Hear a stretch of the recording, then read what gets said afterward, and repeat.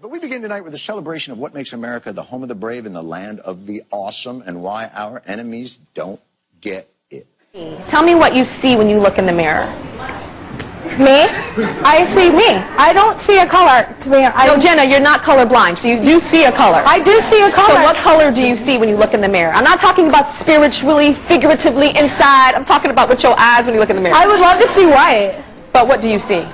I see black. Okay. So tell me why you would love to see white. Tell me what makes you upset. Because they have a higher standard in America. Clarify, you're a Muslim, so why did you write a book about the founder of Christianity? Well, to be clear, I am a scholar of religions with 4 degrees, including one in the New Testament and fluency in Biblical Greek, who has been studying the origins of Christianity for 2 decades. So it still begs the question, why would you be interested in the founder of Christianity? You've been on several programs and never disclosed that you were a Muslim, and I think that's interesting for disclosure. Ma'am, you're assuming that I have some sort of faith-based bias in this work that I write. I am a professor of religion, including the New Testament.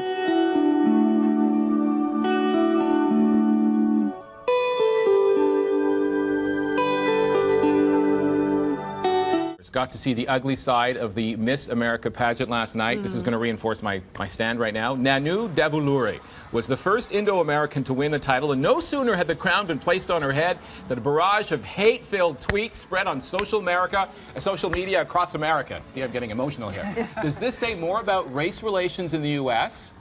Yes. Or about the nasty side of social media?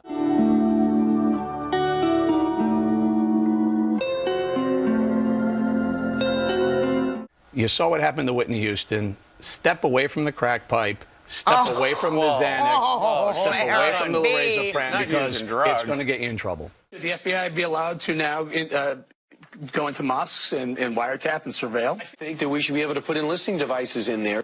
Sure, illegal search and seizure, done.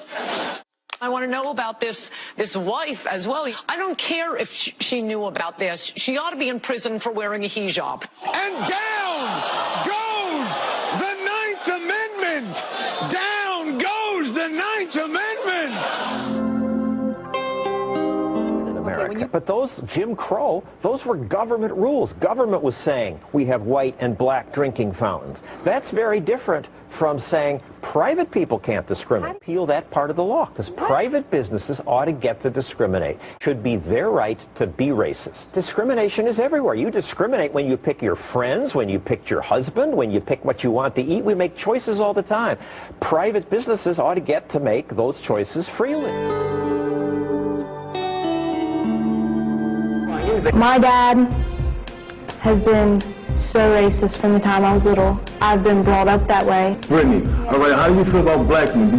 Do you think we're all the same? Kinda, because the only reason why I think that is because I haven't met one that isn't like that. Black guys are cocky. They're cocky?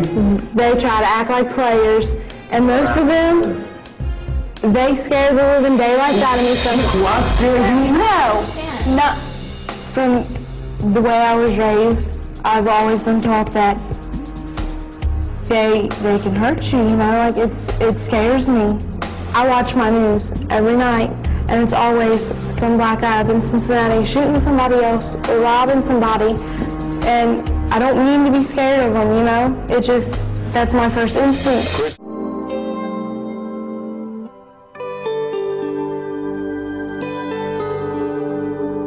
I don't like him on the fact that he's black. Absolutely not. That is so and ill-informed and so stupid. Even if you didn't believe it, do you think I'm going to stand up here and say I'm not going to give some money to somebody because they're white?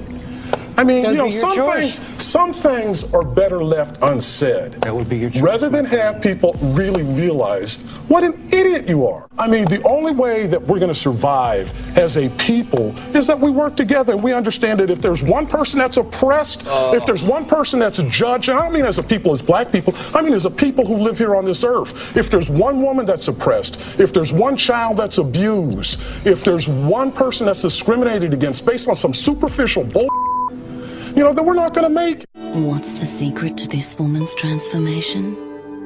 Racism. the more you apply it, the uglier you become.